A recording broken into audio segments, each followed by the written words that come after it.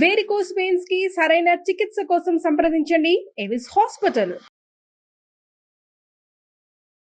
నమస్తే రమ్మగారు. నమస్తే జయ. రమ్మగారు, పూల చెట్ల నుంచి పూలు అప్పుడప్పుడు రాలిపోతూ ఉంటాయి, కొంచెం ఫ్రెష్గానే అనిపిస్తూ ఉంటాయి. వాటిని అసలు దేవుడికి పెట్టొచ్చా? చాలా పెద్ద ప్రశ్న. చాలా పెద్ద ప్రశ్నేనా? రాలిన పువ్వులతో పూజ చేయొచ్చా చేయకూడదా అనేది భలే అడుగుతారు జయ. మనకు చాలా క్వశ్చన్స్ కూడా, చాలా కామెంట్స్ లో కూడా చూస్తాను. చెట్టు నుంచి స్థానభ్రంశమైన పువ్వుని పనికిరాదు, ఒక్క పారిజాతం మాత్రమే. అది చెట్టు మించి కొయ్యకూడదు, రాలిన పువ్వే తీయాలి.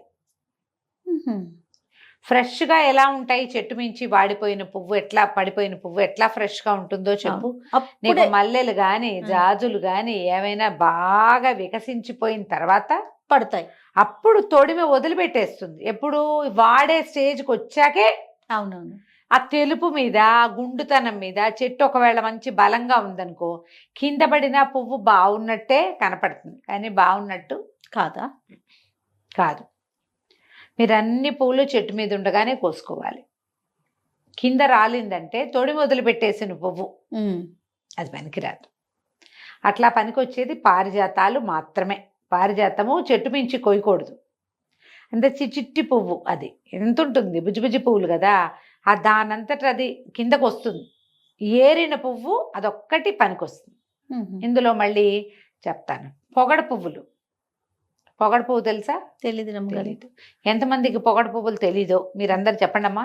రమ్మగారు, మొన్న మనం సచివానమ్మ టెంపుల్కి వెళ్ళినప్పుడు చూపించారు, ఇట్లా రౌండ్ గా బాల్ లాగా ఉంది. అదేమో ఇది మన కదంబ పుష్పం, కదంబం. పొగడ అంటే ఇది చెట్లు బాగా ఒత్తుగా పెద్దవిగా ఉంటాయి. మనం ఎదులాబాద్ రంగనాథ స్వామి దేవాలయానికి వెళ్ళామా, మనం కారు ఫస్ట్ పార్క్ చేసేటప్పుడు అబ్బా పొగడ చెట్టు అన్నా. అవునవును, అదే పొగడ చెట్టు. ఓకే. చిన్నప్పుడు ఉండేది మా వాకిట్లో, నాకు పొగడ చెట్టు అబ్సెషన్. పొగడ చెట్టు చూస్తే చాలా ఇష్టం, అంటే నాస్టాలజిక్ ఫీలింగ్స్ వస్తాయన్నమాట. ఏ కలర్ లో ఉంటుంది రమ్మగారు పువ్వు? పువ్వు పెద్ద ఖాసుగా ఉండదు, బూడిద రంగు, లేత రంగు పువ్వు ఇంతే ఉంటుంది. పొగడది అతి సన్నటి పరిమళం. అవి రాలుతాయి. రాలిన పువ్వులు గుచ్చి దండలు వేసేవాళ్ళం మేము. ఈ బొమ్మల పెళ్లి చేసుకునే వాళ్ళం కదా చిన్నప్పుడు, అందరు చేస్తారు. ఈ బొమ్మల పెళ్లిళ్లలో దండలు పొగడ పువ్వు దండలే వేసేవాళ్ళం. తర్వాత గుచ్చి ఏమైనా చిన్న చిన్న హాల్లో ఉన్న ప్రతిమలకి వాటికి వేసేవాళ్ళం. పొగడ దండ గుచ్చి బట్టల మధ్యలో పెట్టుకుంటే చాలా రోజులు వాసన వస్తుంది, సన్నటి పరిమళం. అది పూజ చేసే పువ్వు కాదు, కానీ పొగడి పువ్వు. పున్నాగ పువ్వులు ఒకటి ఇంత పొడుగు పొడుగు కాడలు ఉంటాయా, తెలుసుగా పున్నాగ చెట్టు. ఈ పున్నాగ పూలు చెట్ల మీద నుంచి కొయ్యలేము, అవన్నీ ఇట వేళ్లాడుతుంటాయి, వదిలేస్తాయి. అవునవును. ఆ వదిలేసిన తర్వాత వాటిని ఇట్లా జల్లుగా అల్లి అలంకారానికి వాడతారు, పూజకు కాదు. రాలిన పువ్వే ఏరతారు. అది నందివర్ధనాలు, గరుడవర్ధనాలు, శంఖు పుష్పాలు ఇవన్నీ చెట్ల మీద ఉన్నవే కోసుకోవాలి జయ. అవి రాలితే పనికొస్తాయా అని అడగద్దు అసలు. రాలిన పువ్వు పారిజాతం మాత్రమే మనం ఏరుకోవాలి.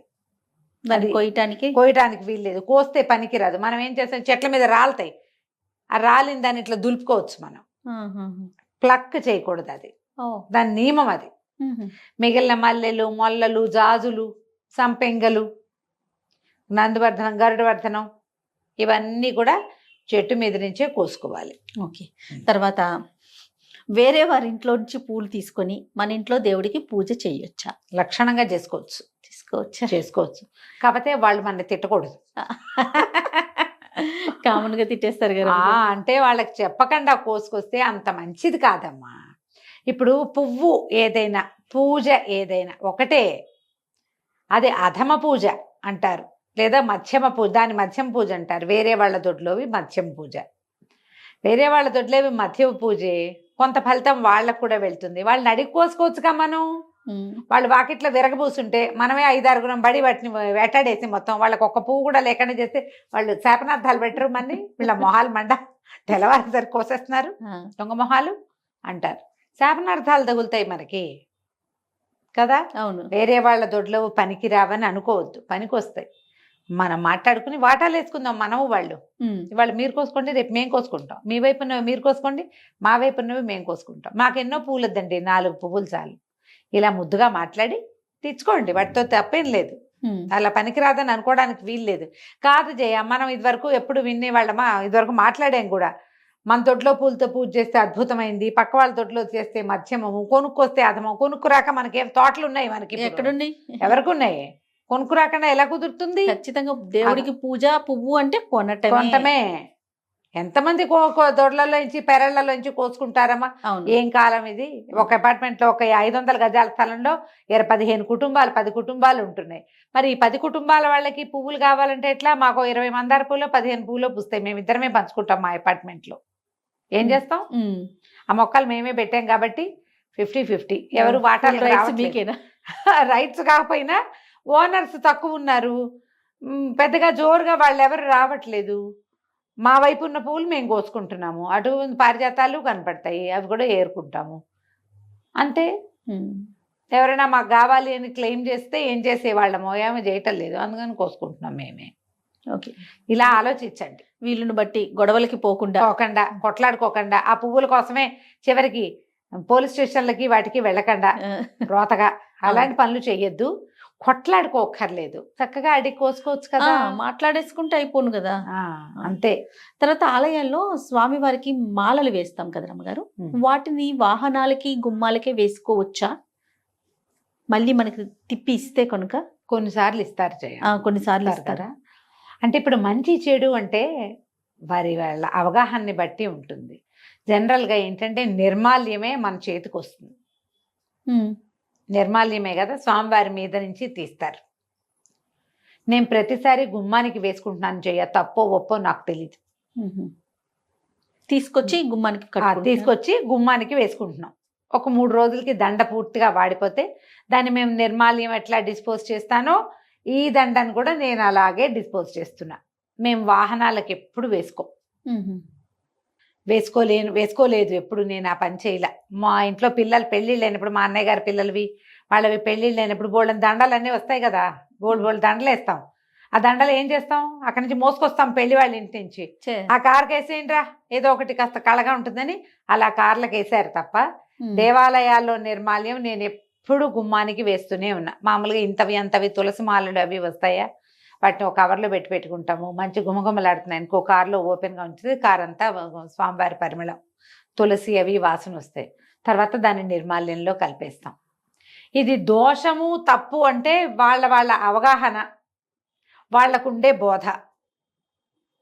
ఎవరో చెప్తారు చాలా దోషం అని, ఏమో మరి తెలీదు. నువ్వు ఒట్టిగా తీసుకొచ్చి ఓ పక్కన పడేసే బదులు ఎక్కడైనా పెట్టుకోవచ్చు కదా. వాకిలి గుమ్మాన్ని తగిలిస్తామనుకుందాం, దాని కింద నుంచి తిరుగుతాం అంతే. స్వామివారి స్పర్శ తగిలిన పువ్వు దాని కింద నుంచే మన జీవితం నడుస్తుంది 3-4 రోజులు, బానే ఉంది. మరి గుమ్మానికి వేసుకోవచ్చని నేను అనుకుంటున్నా. వేసుకోండి, ఇది మంచిది, ఇదే అథెంటిక్ అని నేను చెప్పట్లా, నేను చేస్తున్న పని చెప్తున్నాను అంతే. వాహనాలకు మేము ఏనాడు వేయలేదు. వేయచ్చా వేయకూడదా అంటే ఎవరిష్టం వారిదంటారా? అవగాహన. పువ్వులు మనం ఎంత ఫ్రెష్గా ఉన్నా కూడా ఏ రోజుకి ఆ రోజు మనం తీసేయాలంటారు కదండి, భగవంతునికి సమర్పించినవి తీసేయాలి. నిర్మాల్యం తీసి తీరాలమ్మా. ఇవాళ పొద్దున్నే పూజిస్తాం. ఈ శీతాకాలము వర్షాకాలం ఈ చేమంతి పూలు చెక్క పూలగా అలాగే ఉంటాయి, అవి అసలు రంగే మారదు, రేఖలు కదలవు, ఇంత పెద్ద పెద్ద పువ్వు కళకళలాడుతూ ఉంటుంది. తీబుద్ధి కాదు, బాగుంది కదా అనిపిస్తుంది, కానీ అలా పనికిరాదు. నిద్ర చేసిన పువ్వులని స్వామివారి మీద ఉంచకూడదు, నిర్మాల్యం కిందే తీసేయాలి. ఓవేళ మరీ కళగా ఉంటే ఏ పళ్ళెంలోనూ వేసి హాల్లో పెట్టుకోండి, అంతే సరిపోతుంది కదా. ఇంకొక అనుమానం రమ్మగారు, రాత్రిపూట మొక్కలకి నీళ్లు పోయొచ్చా? రాత్రిపూట మొక్కల్ని అంటుకోవచ్చా? వాటి పువ్వులు కోసుకోవచ్చు, మొగ్గలు అవి కొన్ని కోసుకొని కట్టుకొని ఉంచుకుంటాం రాత్రిపూటే, అది చేయొచ్చు అంటారా? ఇవి సాయంకాలమే చేసేయాలి, రాత్రి కాదు. రాత్రిళ్ళు మొక్కలకి నీళ్లు పోయకూడదు, రాత్రిళ్ళు ఆకులు పెక్కకూడదు, రాత్రిళ్ళు పువ్వులు కొయ్యకూడదు. మొగ్గలు కోయటం అస్సలు పనికిరాదమ్మా, కొయ్యొద్దు. చాలామంది ఏం చేస్తారంటే మందార మొగ్గలు అవి ముందే సాయంకాలమే కోసేస్తే రేపు పొద్దుటికి ఇంట్లో ఉంటే తెస్తారు. కానీ నాకు కూడా వస్తుంటాయి అప్పుడప్పుడు, నా అంతటి నేను చెయ్యను నాకు ఇష్టం ఉండదు. ఓకే, ఎందుకు మొగ్గ కొయ్యాలి? దాని జీవిత సాఫల్యం ఏంటమ్మా? ఒక చెట్టుకి ఒక పువ్వుకి పూత, అంతేగా. తర్వాత ఏమిటి, అది ఎలాగో వాడిపోతుంది. అదేదో భగవంతుడి పాదాల యందు వాడుతుందని కోసి దేవుడికి సమర్పిస్తాం మనం. ఉమ్. కనీసం పూతైనా దాన్ని దాన్ని దాని దాని బతుకు తెల్లారనివ్వాలి కదా మనం.